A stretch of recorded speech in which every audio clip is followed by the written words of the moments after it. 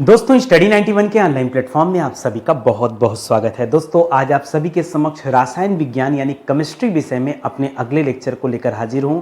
आज हमारा केमिस्ट्री का 5वां लेक्चर है। ठीक है, 506 नंबर से दोस्तों हम लोगों ने केमिस्ट्री विषय पढ़ना शुरू किया था और आज हमारा दोस्तों 6वां लेक्चर है। और केमिस्ट्री जो है ये हमारा 8वां विषय। अब तक 7 विषय मैं आपको पढ़ा चुका हूं, 8वें विषय में हम लोग केमिस्ट्री विषय पर चर्चा कर रहे हैं। इस प्रकार से ओवरऑल आज की जो हमारी क्लास है ये 510 नंबर की क्लास है। ठीक है, जैसे बूंद बूंद से घड़ा भरता है ऐसे धीरे धीरे करके हम लोगों ने 510 क्लास पे हम पहुंच चुके हैं। और आज की क्लास अगर आप देखते हैं तो पूरे 15,300 सवाल आपके कवर हो जाएंगे। कितना? सीधे सीधे 15,300 सवाल आज आपके पूर्ण होने वाले हैं। और आज का जो हमारा टॉपिक है, इस टॉपिक में हम लोग पढ़ेंगे परमाणु में इलेक्ट्रॉन व प्रोटॉन की व्यवस्था कैसे होती है, उसके बारे में पढ़ा जाएगा। कक्षक और क्वांटम संख्या से संबंधित सवालों को देखेंगे। आपके स्क्रीन पर भी दोस्तों बहुत सारे अच्छे सवाल हैं। जैसे मैं आपसे पूछ दूं आज की डेट में कि परमाणु का कौन सा कण सबसे भारी मूल कण है या कौन सा सबसे हल्का मूल कण है, तो आप दोस्तों इसको बताने में असमर्थ होंगे कि भारी कौन सा और हल्का कौन सा है। तो क्लास देखिए और एक एक सवालों का उत्तर बखूबी आपको इस क्लास में देखने सुनने को मिलेगा। ठीक है, चलिए आगे बढ़ते हैं। कुछ जरूरी चीजें आपको बता दूं, ये जो हमारी क्लास आज की है ये तो समझ लीजिए डेमो है। एक बार आप मौका दीजिए हमारे पेड कोर्स को ज्वाइन करके देखिए, आनंद आ जाएगा आपको पढ़ करके, तबीयत खुश हो जाएगी, ये आप याद रखें। ठीक है, सिर्फ एक मौका दोस्तों मैं मांग रहा हूं और ज्यादा नहीं, मैं केवल ये चाहता हूं कि आप एक बार जीएस का डेमो क्लास देखिए। बैच परचेज करना है नहीं करना है उसको साइड में रखिए, डेमो फ्री है। कम से कम एप्लीकेशन डाउनलोड करके आप डेमो एक बार जरूर देखिएगा। स्टडी 91 ऑफिशियल हमारा एप्लीकेशन है, डाउनलोड कर लीजिए और डेमो देखिए, उससे ही आपको पता चल जाएगा कि क्वालिटी कैसी है क्लास की। ठीक है, चलिए सीधे सवालों पर आते हैं। पहला सवाल दे रहा है कि किसी परमाणु में नाभिक के बाहर, किसी परमाणु में नाभिक के बाहर, और आपको पता है नाभिक के बाहर कौन खड़ा होता है? इलेक्ट्रॉन खड़ा होता है। नाभिक के अंदर कौन कौन रहता है? प्रोटॉन और न्यूट्रॉन भाई भाई एक साथ रहते हैं। बाहर इलेक्ट्रॉन जो ऋणावेशित होता है ये नाभिक के चारों ओर चक्कर लगाता रहता है। कह रहा है किसी परमाणु में नाभिक के बाहर के वे त्रिविम क्षेत्र जिनमें इलेक्ट्रॉन पाए जाने की संभावना अधिकतम होती है वो क्या कहलाते हैं? देखिए आप भी जानते हैं कि नाभिक के बाहर ही इलेक्ट्रॉन चक्कर लगाता है, यह बिल्कुल बात सही है। लेकिन इलेक्ट्रॉन जिस क्षेत्र में चक्कर लगाता है उस क्षेत्र को दोस्तों क्या कहते हैं? भाई उसे भी तो कुछ ना कुछ नाम दिया जाता होगा। उसे एटॉमिक ऑर्बिट बोलते हैं, परमाणु कक्षक कहते हैं, क्योंकि परमाणु जिस कक्ष में परमाणु का या इलेक्ट्रॉन दोस्तों चक्कर लगाता है उसे क्या कहते हैं? उसे कहते हैं परमाणु कक्षक। परमाणु को इंग्लिश में क्या बोलते हैं? एटॉमिक बोलते हैं। ठीक है, एटॉमिक और कक्षक को क्या बोलते हैं? ऑर्बिट बोलते हैं। ठीक है, तो एटॉमिक ऑर्बिट दोस्तों इसे कहा जाता है, मिला जुला कर ये आप याद रखेंगे। ऑर्बिट के ऑर्बिटल बोलते हैं, एटॉमिक ऑर्बिटल। ठीक है, ये जो स्थान होता है जहां पर ये इलेक्ट्रॉन घूम घूम के चक्कर लगाते हैं, पर्टिकुलर उस स्थान को दोस्तों क्या कहा जाता है? तो परमाणु कक्षक कहा जाता है, एटॉमिक ऑर्बिटल कहा जाता है, ये आप याद रखेंगे। ठीक है, अगला सवाल सुनिएगा। कह रहा परमाणु का बाह्य कोश क्या कहलाता है? अब बच्चा इससे क्या समझेगा? वो सोचेगा कि परमाणु कक्षक को ही पूछ रहा है, लेकिन यहां सवाल थोड़ा बदल गया। परमाणु का बाह्य कोश और वह स्थान जहां परमाणु चक्कर लगाते हैं, थोड़ा सा दोनों में अंतर है। बाह्य कोश को दोस्तों कहा जाता है संयोजी कोश। क्या कहा जाता है? संयोजी कोश। इसके लिए एक अच्छा सा शब्द है संयोजी। ठीक है, इसे कहते हैं दोस्तों संयोजी कोश। ठीक है, आपके मन में अगला सवाल, सर परमाणु कक्षक को एटॉमिक ऑर्बिटल कहते हैं तो इसे क्या कहा जाता है? इसे वैलेंसी सेल कहा जाता है। क्या कहा जाता है? इसे वैलेंसी सेल कहा जाता है। क्या कहा जाता है? वैलेंसी सेल कहा जाता है या वैलेंस सेल कहा जाता है। संयोजी के लिए वैलेंस या वैलेंसी शब्द यूज होता है। ठीक है, वैलेंस या वैलेंसी शब्द यूज होता है तो यह संयोजी कोश कहलाता है। किसी भी परमाणु का जो बाह्य कोश है उसे हम क्या कहते हैं? संयोजी कोश कहा जाता है, जहां पर इलेक्ट्रॉन का लेन देन होता है। ठीक है, यहीं पर क्या होता है दोस्तों? यहीं पर इलेक्ट्रॉन का लेन देन होता है। अब आप कहेंगे सर लेन देन क्या होता है? ठीक है, इलेक्ट्रॉन का लेन देन होता है। अब आपके मन में सवाल आया सर लेन देन क्या होता है? लेन देन का मतलब इलेक्ट्रॉन को ग्रहण किया जाना, इलेक्ट्रॉन को त्यागना। ठीक है, ये सारी क्रियाएं जो होती हैं वो इसी स्थान पे होती हैं। ये पॉइंट वाइज आप याद रखेंगे। ठीक है, चलिए आगे बढ़ते हैं। करा बाह्य कोश के इलेक्ट्रॉन क्या कहलाते हैं? ठीक है, जो बाह्य कोश के इलेक्ट्रॉन होते हैं, ये इलेक्ट्रॉन दोस्तों क्या कहलाते हैं? बहुत ध्यान से सोच समझ के जवाब दीजिए, अपने आप में बेहतरीन सवाल है। क्योंकि ये इलेक्ट्रॉन संयोजी कोश में पाए जाते हैं, इसीलिए इसे संयोजी इलेक्ट्रॉन कहा जाता है। क्या कहा जाता है दोस्तों? इसे क्या कहा जाता है? संयोजी इलेक्ट्रॉन। और क्यों कहा जाता है? ठीक है, क्यों कहा जाता है? क्योंकि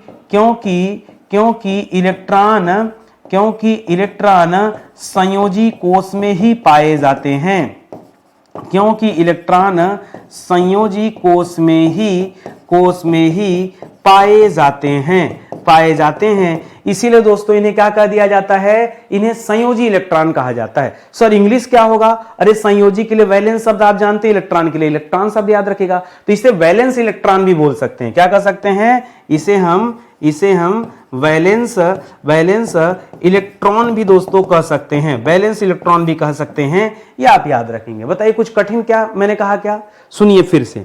एक हमने परमाणु कक्षक के बारे में बताया जिसे एटॉमिक ऑर्बिटल कहते हैं, एक संयोजी कोश के बारे में बताया। ये संयोजी कोश परमाणु का बाहरी कोश होता है जहां पर इलेक्ट्रॉन घूमता रहता है। ठीक है, तो इस तरह से दोस्तों याद रखेंगे। और बाकी उस कोश में पाए जाने वाले इलेक्ट्रॉन को क्या कहा जाता है? क्योंकि वह संयोजी कोश में इलेक्ट्रॉन पाया जाता है, इसी वजह से उसे हम संयोजी इलेक्ट्रॉन कहते हैं। ठीक है, चलिए आगे बढ़ते हैं। कह रहा है एक बाह्य कक्षक में अधिकतम कितने इलेक्ट्रॉन रह सकते हैं? ठीक है, एक बाह्य कक्षक में, ध्यान से पढ़िएगा, एक बाह्य कक्षक में अधिकतम कितने इलेक्ट्रॉन दोस्तों रह सकते हैं? तो याद रखिएगा अधिकतम 2 इलेक्ट्रॉन रह सकते हैं। कितना? अधिकतम 2 इलेक्ट्रॉन। ठीक है, बाह्य कोश में दोस्तों, ठीक है, बाह्य कक्षक में अधिकतम कितने इलेक्ट्रॉन रह सकते हैं? अधिकतम 2। अच्छा एक चीज याद करिए, लेकिन ये तो कक्षक की बात कर रहा है ना, तो बाहरी कक्षक में 2 की बजाय 8 भी आप कर सकते हैं। अभी बताता हूं, सुनिए। 2 क्यों मैंने कहा उसके पीछे भी कहानी बताता हूं, और 8 कब कहेंगे उसके पीछे भी कहानी बताता हूं। ठीक है, याद रखिएगा। जो बाहरी सेल होता है, जो सबसे नजदीक सेल होता है, परमाणु का जो सबसे नजदीक सेल होता है, उसमें अधिकतम कितने इलेक्ट्रॉन रह सकते हैं? 2 इलेक्ट्रॉन। अधिकतम कितने इलेक्ट्रॉन रह सकते हैं? ठीक है, नजदीकी सेल में, नजदीकी में अधिकतम इलेक्ट्रॉन। ठीक है, अधिकतम इलेक्ट्रॉन। ठीक है, अधिकतम इलेक्ट्रॉन कितने रह सकते हैं? तब आप अपना उत्तर क्या बताएंगे? 2 बताइएगा। ठीक है, नजदीकी सेल में अधिकतम इलेक्ट्रॉन कितने रह सकते हैं? 2। अभी और भी आगे आ रहेगा सवाल, पहले सुनते चलिए। अभी जब आपको केलेमन पढ़ना पड़ेगा, एसपीडीएफ पढ़ना पड़ेगा, तब इसका कॉन्सेप्ट क्लियर होगा कि कैसे, तब आपको समझ में आएगा। ठीक है, सुनिए। कह रहा किसी परमाणु की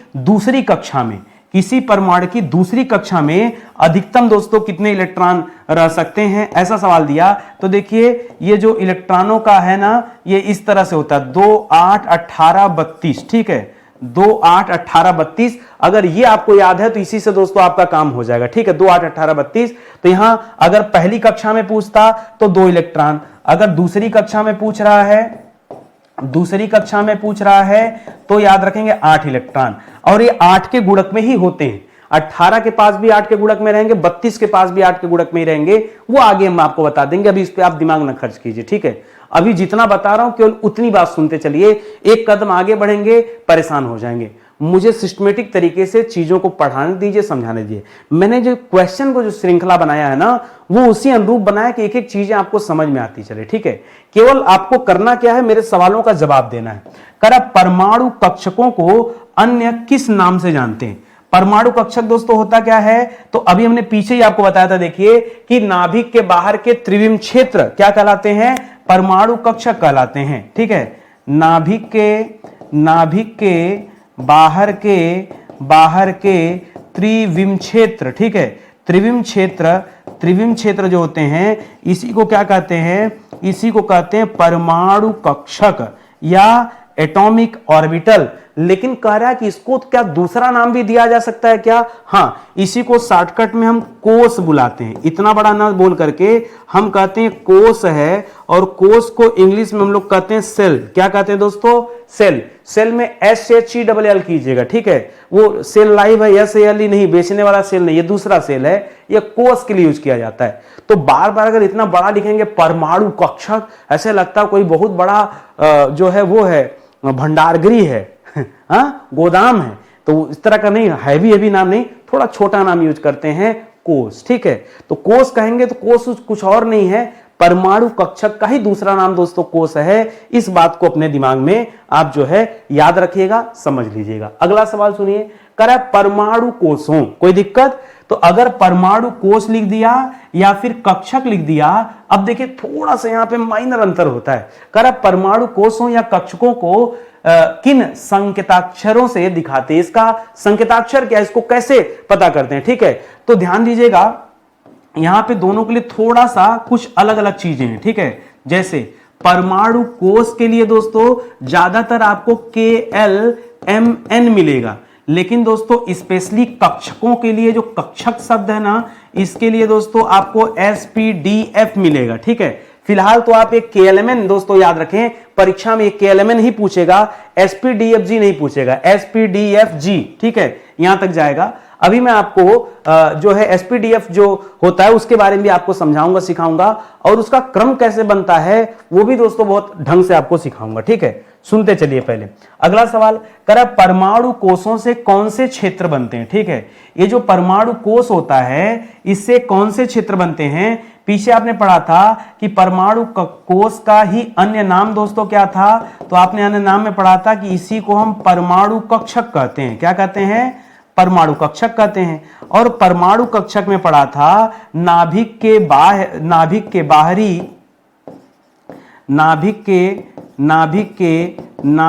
बाहरी त्रियामी क्षेत्र। ठीक है, त्रियामी क्षेत्र मतलब तीनों तरफ का। ठीक है, मतलब हर तरफ का, जैसे 3D डायमेंशन होता है ना, उस तरह के क्षेत्र की बात, मतलब हर तरफ से। ठीक है, क्षेत्र जो होता है वो परमाणु कक्षक होता है। कर परमाणु कोषों से कौन से क्षेत्र बनते हैं? तो परमाणु कोषों से जो छोटे छोटे क्षेत्र बनते हैं, यह कोष से बनता है उपकोष। ठीक है, अब कोष को कहते हैं सेल, तो दोस्तों उपकोष को इंग्लिश में क्या कहेंगे? उपकोष के लिए हो जाएगा सब सेल। ठीक है, क्या हो जाएगा? सब सेल शब्द हो जाएगा। ठीक है, सब सेल। ठीक है, तो कोषों को छोटे छोटे भागों में बांट दिया जाता है, उन्हीं को उपकोष कहा जाता है। जो कोष छोटे छोटे भागों में बटे होते हैं उन्हीं को उपकोष कहा जाता है, याद रखेंगे। अब अगला सवाल दे रहा है कि उपकोषों को अन्य किस नाम से जाना जाता है? अभी तक दोस्तों आपने पढ़ा था कोष को। ठीक है, कोष को किस नाम से जानते हैं? तो कोष को ही परमाणु कक्षक कहा जाता है। ठीक है, या परमाणु कक्षक को ही कोष कहा जाता है। अब आपसे पूछ रहा कि उपकोष को हम लोग क्या बुलाते हैं? तो उपकोष के लिए एक शब्द होता है उप ऊर्जा स्तर। क्या शब्द होता है? उप ऊर्जा स्तर। ये वही शब्द है जो आपसे परीक्षा में पूछेगा, ऑप्शन में उप ऊर्जा स्तर ज्यादा देगा, या ये न दिया हो तो आप उसे इलेक्ट्रॉन कक्षा बोल सकते हैं। क्या बोल सकते हैं? आप इसे इलेक्ट्रॉन कक्षा भी दोस्तों बोल सकते हैं, यह भी कर सकते हैं इलेक्ट्रॉन कक्षा, या फिर आप अणु कक्षा भी बोल सकते हैं। ठीक है, या फिर क्या बोल सकते हैं आप? या फिर आप इसे अणु कक्षक भी बोल सकते हैं। ठीक है, अणु कक्षक भी बोल सकते हैं। तो इस तरह का दोस्तों इलेक्ट्रॉन कक्षा नहीं, कक्षक कर लीजिएगा। ठीक है, कक्षक। ठीक है, इस तरह का दोस्तों ये शब्द देगा। ये किसके लिए होता है? ये उपकोषों को किस नाम से जानते हैं, ये उसके लिए दोस्तों ये शब्द जो है दिया गया है। ठीक है, अगला सवाल करा किसी कोष को उसके उपकोषों, किसी कोष में उपकोषों की कुल संख्या दोस्तों कितनी होती? ठीक है, उपकोषों की कुल संख्या किस संख्या के बराबर होती? किसी कोष में उपकोषों की संख्या किस संख्या के बराबर होती है? तो याद रखेगा मुख्य क्वांटम संख्या की। ठीक है, कोष के मुख्य क्वांटम संख्या के बराबर होती है। कोष के मुख्य क्वांटम संख्या के बराबर होती है। ठीक है, ये मुख्य क्वांटम संख्या के बराबर होती है। अब इसको कैसे ज्ञात करते हैं, अभी उसका भी फार्मूला आपको आगे दे रहा हूं मैं। ठीक है, एक एक चीज आराम से पढ़िए। करा किस नियम के अनुसार, वह कौन सा नियम है जिसके अनुसार परमाणु के उपकोषों में यानी उपकोष यानी क्या दोस्तों? निश्चित रूप से कोष का विभाजन हुआ होगा। ठीक है, कोष का विभाजन उपकोषों में होता है। करा उपकोषों में इलेक्ट्रॉन ऊर्जा के बढ़ते हुए क्रम में दोस्तों भरा जाता है, उस नियम का नाम क्या है? ये जो एसपीडीएफजी आप भरते हैं ना, एसपीडीएफजी, ये दोस्तों किस नियम में आता है? ये आता है आपबाउ नियम। कौन सा नियम दोस्तों? आपबाउ नियम। ठीक है, आपबाउ नियम के तहत दोस्तों ये आता है और ये आप याद रखेंगे। ठीक है, अभी आपबाउ नियम मैं आपको दिखा देता हूं, समझा देता हूं बना करके। ठीक है, करा जिन संख्याओं से परमाणु में इलेक्ट्रॉन की ऊर्जा तथा स्थिति के बारे में जानकारी मिलती है वे क्या कहलाते हैं? जिन संख्याओं से परमाणु में इलेक्ट्रॉन की ऊर्जा तथा उसकी स्थिति के बारे में जानकारी मिलती है उसे क्या कहा जाता है दोस्तों? यही तो क्वांटम संख्या है। जिस संख्या से इसके बारे में जानकारी मिलती, ऊर्जा और स्थिति के बारे में, इसी को हम क्या कहते हैं? इसी को हम क्वांटम संख्या कहते हैं। इसी को क्या कहते हैं? क्वांटम संख्या कहते हैं। चलिए पहले काम करते हैं, मैं आपको बना के दिखा देता हूं एक बार। ठीक है, सुनिए, मैं आपको बना के दिखा देता हूं अच्छे से, ताकि आपको जो है समझ में आ जाए। ठीक है, और बहुत आसान है दोस्तों, कठिन नहीं है। सुनिएगा, आपको पहले क्या करना है ना, आपको लिख लेना एसपीडीएफजी। ठीक है, पहले एसपीडीएफजी लिख लेना है। ठीक है, अब देखिए यहां पर क्या करना है, जैसे यस है। ठीक है, ये पहले वाले क्रम में ना 1 लिखना है, दूसरे वाले क्रम में फिर 1 लिखना है, 2 लिखना है, तीसरे वाले क्रम में 1 2 3 लिखना है, चौथे वाले क्रम में 1 2 3 4 लिखना है। पुनः दोस्तों इसी को दोहराना है और इसी से घटते हुए क्रम में वापस आना है। ठीक है, 1 2 3 लिखना है, फिर आपको 1 2 लिखना है और अंतिम में आपको 1 लिखना है। ठीक है, ऐसे आप लिख लीजिए। फिर दोस्तों इसके आगे आप भरना शुरू कीजिए। ठीक है, भरना शुरू करेंगे। ठीक है, ये इसको हटा देता हूं। ठीक है, अब भरना, तो यहां पे भरेंगे यस, तो यहां भी आ जाएगा यस, यहां आ जाएगा पी, फिर क्या आ जाएगा एस पी डी, फिर क्या हो जाएगा एस पी डी एफ। ठीक है, अभी जी को दोस्तों आप होल्ड कर रखिए, बहुत दूर है। ठीक है, जी, फिर यहां पे क्या आ जाएगा दोस्तों एस पी डी एफ। ठीक है, फिर क्या हो जाएगा एस पी डी, फिर क्या हो जाएगा एस पी, फिर क्या हो जाएगा एस। ठीक है, इस तरह से बनेगा। अब होता क्या दोस्तों, अब चलने का क्रम दिखाता हूं आपको, बढ़ने का क्रम दिखाता हूं कैसे होता है। अब मान लीजिए यहां से आया, तो पहला क्रम क्या होता है, सबसे पहले आप लिखते हैं 1s। ठीक है, 1s से आगे बढ़ेंगे तो पता क्या आएगा, फिर ये घूमेगा और इस तरह से दोस्तों ऐसे आएगा। ठीक है, फिर आएगा दोस्तों इस तरह से। ठीक है, फिर यहां से आगे जाएगा, फिर इस तरह से, फिर इस पे आएगा, फिर दोस्तों इधर जाएगा, फिर ऐसे घूमते घूमते दोस्तों आएगा।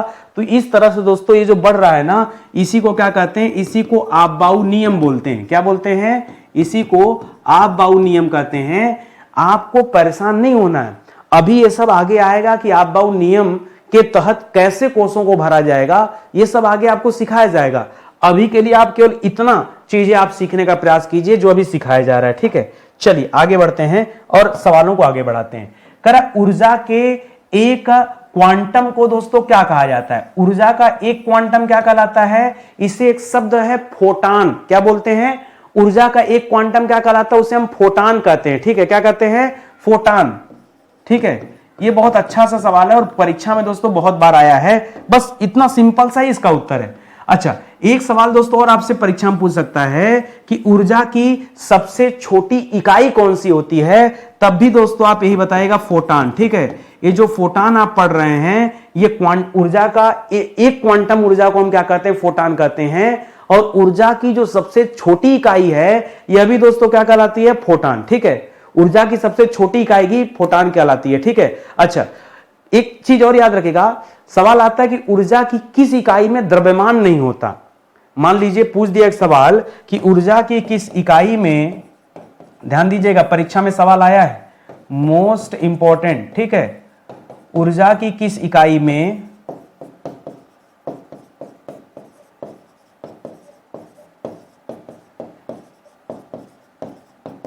द्रव्यमान नहीं होता। द्रव्यमान मतलब मास ही गायब है। ठीक है, नहीं होता।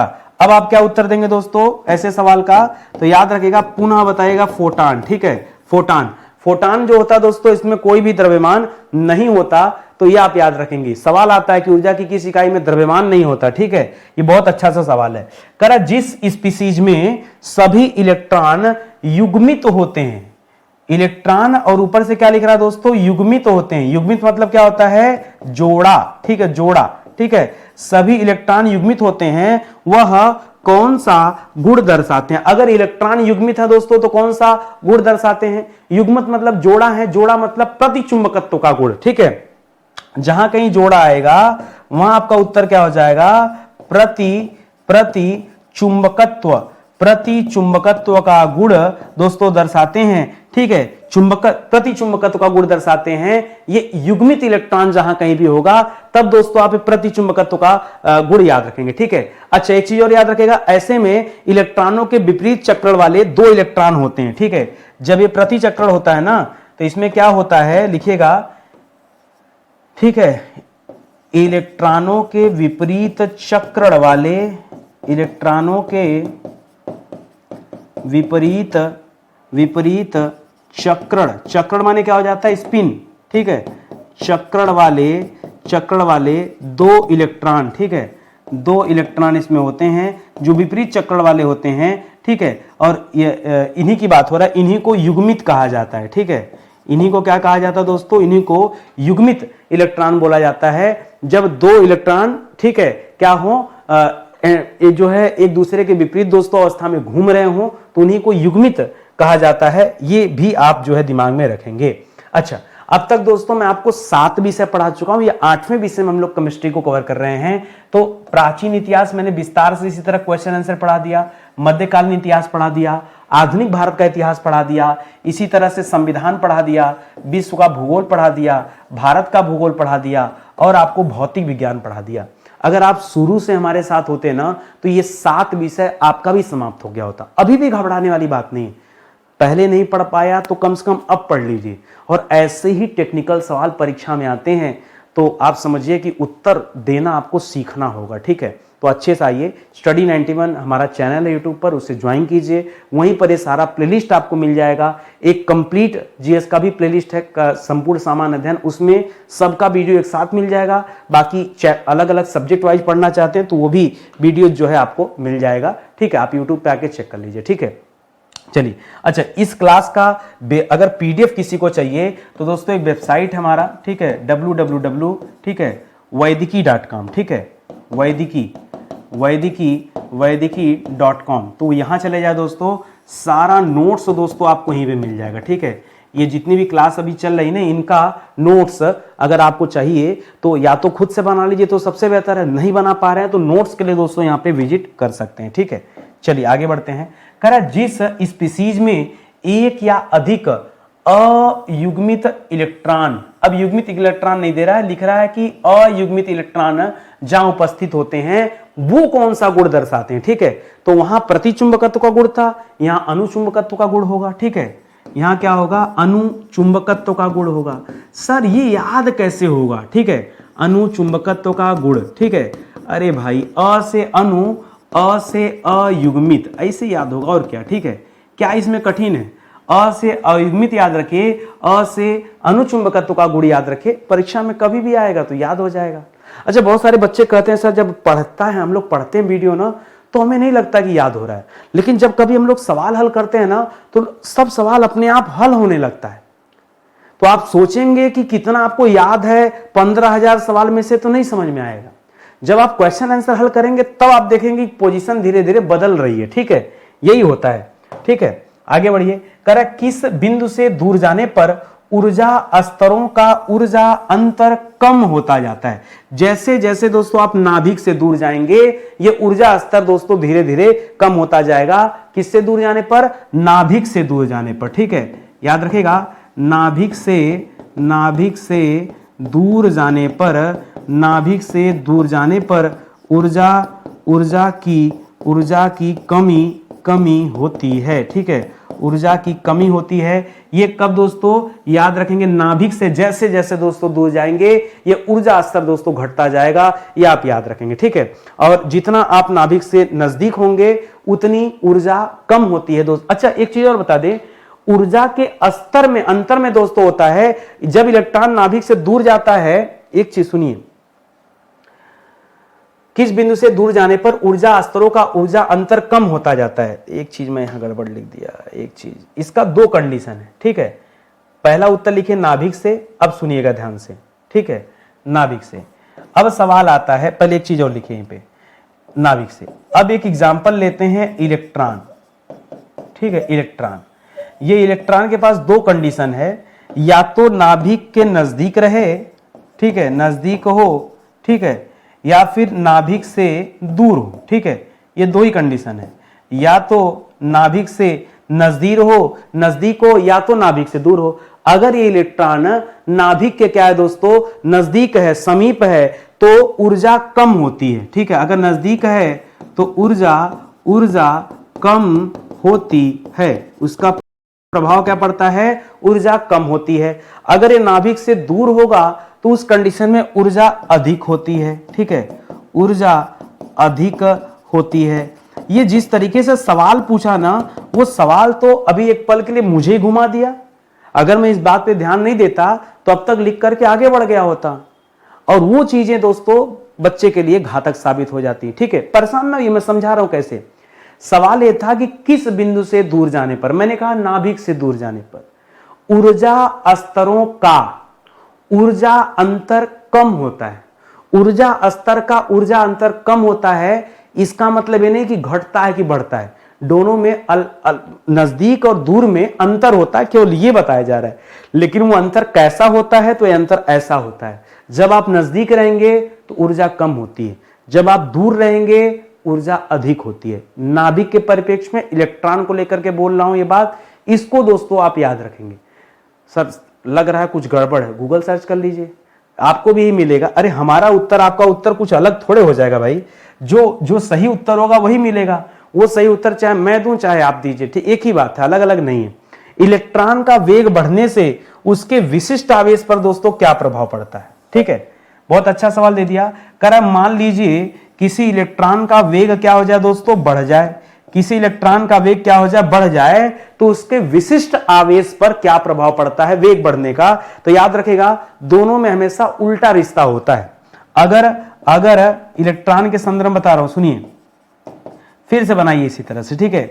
दो ही केस है, या तो वेग दोस्तों घट जाएगा या तो वेग दोस्तों बढ़ जाएगा, ठीक है, यही दो कंडीशन है ना। तो याद रखिएगा अगर वेग घट जाएगा, घटता है इलेक्ट्रॉन का, तो याद रखिएगा विशिष्ट आवेश क्या हो जाएगा दोस्तों, बढ़ जाएगा। अगर इलेक्ट्रॉन का वेग बढ़ता है तो विशिष्ट आवेश क्या हो जाएगा दोस्तों, घट जाएगा, ठीक है, विशिष्ट आवेश क्या हो जाएगा, घट जाएगा। केवल क्या याद रखना है दोस्तों, क्या याद रखना है कि दोनों में उल्टा रिश्ता होता है।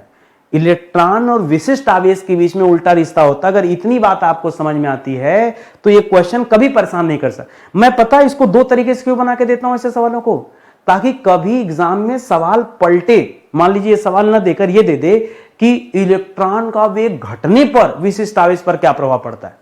अब जिस बच्चे को पता है कि यार दोनों में उल्टा रिलेशन होता हो तो फटाक से बता देगा, घटाओ बढ़ाओ। हम कर इसी सवाल को उल्टा कर दे, इधर वाला दे दे कि विशिष्ट आवेश बढ़ने पर इलेक्ट्रॉन के वेग पर क्या प्रभाव पड़ेगा। अब बताइए, अब बच्चा सोचेगा कितना कठिन सवाल बन गया।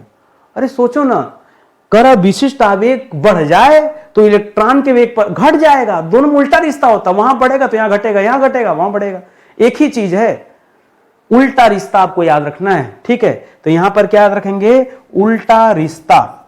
अगर इतनी बात दोस्तों आपको समझ में आए रहेगा, एग्जाम टाइम में ये बात याद आती है, तो जानिए आपका उत्तर 100% दोस्तों सत्य होगा, ये आप ध्यान रखिएगा, ठीक है। चलिए आगे बढ़ते हैं। करा इलेक्ट्रॉन का वेग बढ़ने से, अच्छा इलेक्ट्रॉन का वेग यदि बढ़ जाए, ठीक है, तो द्रव्यमान पर क्या प्रभाव पड़ेगा। एक काम करते हैं, ठीक है, एक काम करते हैं, जो पीछे पड़े हैं उसको भी और इसको भी दोनों शामिल कर लेते हैं, ठीक है। कहानी क्या थी दोस्तों, कहानी ये थी कि मामला था वेग का, और इधर मामला है द्रव्यमान का, ठीक है। तो पहले एक एक करके हम लोग पढ़ते हैं। द्रव्यमान का मामला है और इधर दोस्तों मामला वेग का था, ठीक है, वेग का मामला था, ठीक है, ये वेग का मामला, थोड़ा अलग पेन से लिख लिया जाए, ठीक है। तो दो ही कंडीशन था, यदि वेग बढ़ेगा, ठीक है, यदि वेग बढ़ता और घटता है तो विशिष्ट ऊष्मा के बारे में पूछ रहा था, ठीक है, कि इसका वेग बढ़े तो विशिष्ट आवेश, ऊष्मा नहीं जी, विशिष्ट आवेश पर क्या प्रभाव पड़ता है। तो वेग बढ़ेगा तो क्या हो जाएगा, विशिष्ट आवेश घट जाएगा। अगर वेग घटेगा तो विशिष्ट आवेश क्या हो जाएगा दोस्तों, बढ़ जाएगा। उसी तरह से कह रहा है कि इलेक्ट्रॉन का वेग, ठीक है, इलेक्ट्रॉन का इलेक्ट्रॉन का वेग, यहां भी वेग के बारे में है और वही दो चीजें दोस्तों वेग के बारे में, ठीक है, वही दो बातें वेग के बारे में है कि मान लीजिए वेग बढ़ जाए तो द्रव्यमान क्या होगा, वेग घट जाए तो द्रव्यमान क्या होगा। जो अभी तक आपसे विशिष्ट आवेश के बारे में पूछ रहा था वही द्रव्यमान के बारे में पूछ रहा है। द्रव्यमान सेम चलता है, उल्टा रिश्ता केवल विशिष्ट ऊष्मा के साथ होती है, ठीक है। इसके साथ रिश्ता कैसा दोस्तों, इसके साथ रिश्ता उल्टा है, इसके साथ रिश्ता कैसा, उल्टा। और द्रव्यमान के साथ रिश्ता कैसा है, द्रव्यमान के साथ रिश्ता कैसा है, इसके साथ रिश्ता सीधा है, ठीक है, इसके साथ सीधा रिश्ता, कोई दिक्कत नहीं। तो सीधा रिश्ता का मतलब क्या हो गया, वेग बढ़ा तो द्रव्यमान बढ़ा, वेग घटा तो द्रव्यमान घटा, कोई दिक्कत। हाँ, इस तरह से सर चार्ट बना के पढ़ा दीजिए ना, तो फिर हम लोग जो है एकदम निश्चिंत हो जाएंगे। ऐसे भी पढ़ना चाहिए, ठीक है। हमें नहीं पता कि आप कैसे पढ़ते हैं या बचपन से आपको कैसे पढ़ाया गया या किसी कोचिंग में आपको कैसे सिखाया जाता है, लेकिन मुझे लगता है कि ऐसे ही पढ़ना चाहिए। थोड़ा पेशेंस रखना जरूरी है और 15 सेकंड, 30 सेकंड, 60 सेकंड में मैं कुछ सिखा पाऊँ, मैं वैसा मास्टर भी नहीं हूँ, ठीक है। मुझे आप समय देंगे तभी मैं कुछ सिखा पाऊंगा, अन्यथा कुछ नहीं कर सकता मैं, ठीक है। तो थोड़ा समय दीजिए, मजा भी आएगा, समझ में भी आएगा, ठीक है। परमाणु के किस कण पर विशिष्ट आवेश क्या हो जाता है दोस्तों, शून्य हो जाता है। ये बड़ा अच्छा सा सवाल दे दिया। कह रहा बताइए परमाणु के किस कण पर विशिष्ट आवेश क्या हो जाता है दोस्तों, शून्य हो जाता है। बढ़ने घटने की बात नहीं, शून्य होने की बात कर रहा है। यह होता है उदासीन के साथ, ठीक है, यह होता है उदासीन कण के साथ। किसके साथ, उदासीन कण के साथ। उदासीन कण होता कौन सा दोस्तों, तो जो न्यूट्रॉन होता है दोस्तों, यही तो उदासीन कण है, ठीक है। तो जो उदासीन है उसी के साथ मामला शून्य है, ना वो प्लस में ना वो माइनस में, एकदम बीच में। और ये कोई रटने वाली बात भी नहीं भाई। उदासीन हम कह रहे हैं, कोई भी व्यक्ति उदासीन है यानी तराजू दोनों तरफ से एकदम बराबर है। ना आपका झुकाव लेफ्ट साइड है, ना आपका झुकाव राइट साइड है, ना आपका झुकाव धनात्मक साइड है, ना आपका झुकाव ऋणात्मक साइड है, एकदम बैलेंस अवस्था में आप, ठीक है। तो न्यूट्रॉन के साथ है, तभी दोस्तों यहां शून्य है, ठीक है। तो इस तरह से भी आप इसे समझ सकते हैं, याद रख सकते हैं।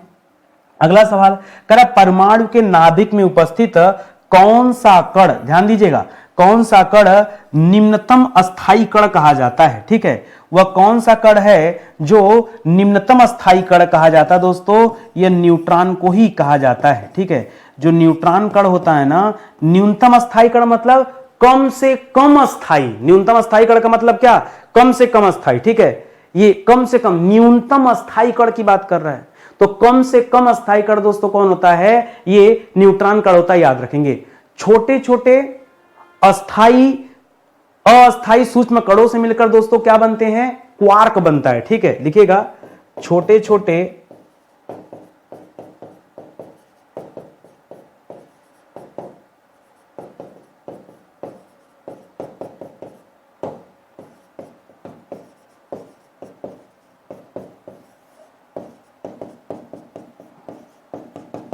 ठीक है, छोटे छोटे अस्थायी कणों से क्या बनता है दोस्तों, क्वार्क बनता है। ये आप याद रखेंगे, ठीक है। चलिए, कह रहा परमाणु का कौन सा कण सबसे भारी मूल कण है, ठीक है। ये बहुत अच्छा सवाल दोस्तों, ये इतने दिन से आप पढ़ रहे हैं। अच्छा, परमाणु के वही कण इलेक्ट्रॉन, प्रोटॉन, न्यूट्रॉन, उन्हीं तीन में से सबसे भारी बताना दोस्तों। सबसे भारी होता न्यूट्रॉन। देखिए, सबसे भारी कौन होता है, सबसे भारी होता न्यूट्रॉन। न्यूट्रॉन के बाद सबसे भारी कौन होता है, प्रोटॉन। प्रोटॉन के बाद सबसे भारी कौन होता है, इलेक्ट्रॉन, ठीक है। यही तीन ही आपके होते हैं, तीनों को आप लिख लीजिए। अब पूछ दे दोस्तों, न्यूट्रॉन अगर ऑप्शन में रहते तो भारी कौन है, तो प्रोटॉन भारी बेचारा, ठीक है। ये क्रम है दोस्तों भारी का, सबसे भारी न्यूट्रॉन, उसके बाद प्रोटॉन, उसके बाद इलेक्ट्रॉन। अब देखिए अगला सवाल इसी को तोड़कर पूछ रहा है कि सबसे हल्का मूल कण कौन सा है, तो पीछे से ले लीजिए। सबसे हल्का क्या हो जाएगा दोस्तों, सबसे हल्का हो जाएगा इलेक्ट्रॉन, ठीक है। और यहां ऊपर वाले में दोस्तों सबसे भारी क्या हो जाएगा, सबसे भारी हो जाएगा न्यूट्रॉन, ठीक है, न्यूट्रॉन। बस हो गया। तो भारी और हल्का दोनों याद रखेगा, ठीक है। चलिए और आगे चलते हैं, अगले सवाल पर आते हैं। अगला दे रहा है कि तत्वों के भौतिक एवं रासायनिक गुणों का संबंध परमाणु भारों से स्थापित करके किसने एक आवर्त नियम दिया था? पहली बार तत्वों और रासायनिक गुणों का संबंध स्थापित करके दोस्तों, ठीक है, किसने एक आवर्त नियम दिया था? तो मेंडलीफ ने दिया था, ठीक है, दिमित्री मेंडलीफ। पूरा नाम क्या था दोस्तों? दिमित्री मेंडलीफ, ठीक है। मेंडलीफ ने दोस्तों पहली बार इस आवर्त सारणी को बनाने का प्रयास किया था, इसलिए मेंडलीफ का आवर्त सारणी दोस्तों आप खूब पढ़ते होंगे, ठीक है, ये आप याद रखेंगे। मेंडलीफ भी बोला जाता है, मेंडलीव भी बोला जाता है, कहीं कहीं पे आपको मेंडलीव शब्द मिलेगा, ठीक है, तो घबराना नहीं है। ये 1869 की बात है, 1869। गुरुजी आपको कैसे पता? इसी साल गांधी जी का जन्म हुआ था, ठीक है, गांधी जी का जन्म हुआ था, इसी से दोस्तों याद हो गया। 1869 में गांधी जी दोस्तों पैदा हुए थे, सच्ची में। अब देख लीजिएगा, हमको याद है, मैंने बोल दिया, ठीक है, अब मुख से निकल गया तो सही ही होगा। कब पढ़ा, कहां पढ़ा, कैसे? 2 अक्टूबर 1869, ये सब आप जाके देखिएगा, ठीक है। हम जो बता रहे हैं वो बिल्कुल सही है, ठीक है। अगला सवाल करा, किसने 1913 में एक आधुनिक आवर्त सारणी बनाई? ठीक है, याद रखेंगे, पहला आवर्त सारणी दोस्तों किसने बनाया था? पहला आवर्त सारणी किसने बनाया, या पहला आवर्त नियम किसने दिया था? तो याद रखिएगा, मेंडलीव ने दिया था, ठीक है, मेंडलीव ने दोस्तों इन्होंने पहला दिया था। और आधुनिक आवर्त सारणी दोस्तों किसने बनाया? तो ये बनाया हेनरी मोसले ने। किसने बनाया? हेनरी मोसले, ठीक है, हेनरी मोसले ने आधुनिक आवर्त सारणी बनाया था, ये 1913 में बनाया था। मेंडलीव वाली जो आवर्त सारणी थी ये 1869 में बनी थी, 1969 नहीं, ठीक है, 1869, और ये 1913 है, ठीक है, ये आप याद रखें। 1913 वही साल है जिस साल भारत में रविन्द्रनाथ टैगोर जी को दोस्तों साहित्य का नोबेल पुरस्कार दिया गया था, ठीक है, ये वही साल है।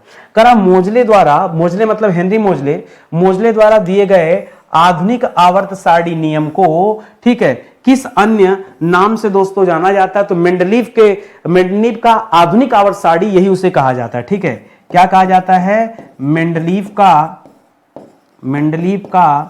आधुनिक आवर्त सारणी, ठीक है, आवर्त सारणी या आवर्त नियम, यही दोस्तों कहा जाता है। बनाया भले मोजले ने, लेकिन कभी मोजले का नाम जुड़ नहीं पाया, हमेशा से मेंडलीव का नाम ही दोस्तों जुड़ा रहा, ठीक है, ये आप याद रखिएगा।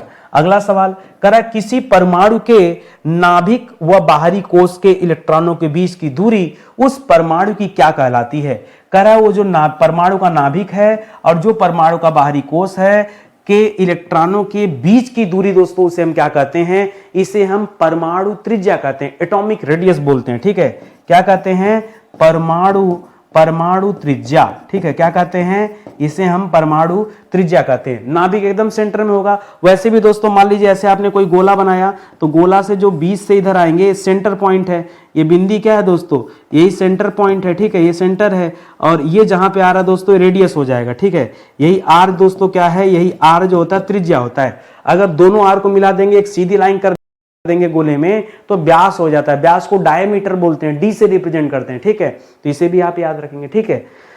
अगली क्लास में दोस्तों हम लोग क्या करेंगे, एक एक इलेक्ट्रॉनों को भर भर करके, मैं सोच रहा हूं आपको वो पढ़ा दूं कि जैसे हाइड्रोजन, हीलियम, लिथियम, बेरिलियम, ये जितने भी हैं ना, मान लीजिए कोई एक ले लिया, ऑक्सीजन ले लिया, और वहां पर ऑक्सीजन के लिए परमाणुओं की व्यवस्था कैसे होती है, उसके कोष में परमाणु भरे कैसे रहते हैं, परमाणु क्रमांक के आधार पर दोस्तों फटाफट वो ज्ञात करना हो, तो इस तरह से दोस्तों सोच रहा हूं 25-30 सवाल एक साथ आपको करा देता हूं। 30 सवाल हो जाए एक बार में, तो कम से कम 30 परमाणु क्रमांक तक लाइन से हो जाएगा हम लोगों का ना। इस तरह से अगर हम लोग बना लें तो बड़ा अच्छा हो जाएगा, ठीक है। चलिए कोशिश करके वीडियोस पर भी मैं देता हूं आपको, ठीक है। पहले एक बार चैप्टर हम लोग समराइज कर लें और अच्छे से पढ़ लें, उसके बाद मैं आपको देता हूं, ठीक है। तो आज का सेशन फिलहाल यही समाप्त होता है, और ये हमारा एप्लीकेशन दोस्तों स्टडी 91 ऑफिशियल, प्ले स्टोर से जाके डाउनलोड कर लीजिए। सारी डेमो क्लास जो फ्री वाली चल रही वो इसी पे चल रही दोस्तों, अलग अलग विषय के लिए आप डेमो जो है ले सकते हैं। हमारा सुपर सेलिंग बैच तो वैसे हिंदी का है, इसके अलावा जीएस का बैच भी दोस्तों सुपर सेलिंग में आ रहा है धीरे धीरे, ठीक है। हो न हो हिंदी पीछे हो जाए और जीएस में संपूर्ण इतिहास का बैच आगे निकल जाए, ठीक है। तो आप एक बार पढ़ के देखिए, ऐसा फिल्मी स्टाइल में इतिहास आपने कहीं नहीं पढ़ा होगा जैसा आपको यहां पढ़ाया गया है। सिर्फ एक मौका मांग रहा हूं, पैसा खर्च करने के लिए नहीं कर रहा हूं, सिर्फ डेमो देखने के लिए बुला रहा हूं। एक बार आ जाओ, डेमो तो देख लो, ठीक है। तो कम से कम एप्लीकेशन इंस्टॉल कर लो, डेमो देख लो, तो अच्छी तैयारी आपकी हो जाएगी, ठीक है। कहीं कोई कंफ्यूजन होता है, कोई समस्या होती है, तो आप हमें व्हाट्सएप से संपर्क कर सकते हैं या फोन करके संपर्क कर सकते हैं। हमारा नंबर है ये, आप इससे संपर्क कर सकते हैं, ठीक है। मिलते हैं दोस्तों अगले लेक्चर में, तब तक के लिए बहुत बहुत धन्यवाद आप सभी का। जय हिंद, जय Bharat, thank you so much.